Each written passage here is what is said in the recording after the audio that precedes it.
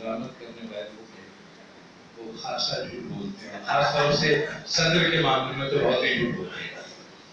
بہرحال نہیں تو بہرحال وہ میرا اپنا پرسپشن ہے۔ اچھا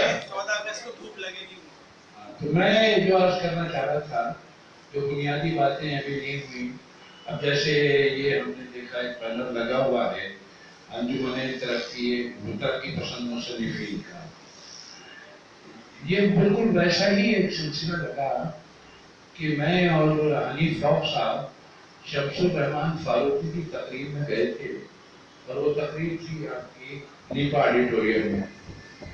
تو میں نے اچھا چونکہ پکے ترقی پسند تھے تمہارے حنیف فوق صاحب کو، میں نے کہا فوق صاحب آپ کس منہ سے جا رہے ہیں، اور یہ سارے ترقی پسند جتنے بھی ہیں یہ جدیدیت کا سواگت کر رہے ہیں اور ان کے اعزاز میں تقریب کر رہے ہیں، یہ کیوں کر ممکن ہوا؟ کہتے کہ میاں ابھی کریکٹر ویکٹر کا معاملہ چلتا ہے، سمجھ گیا؟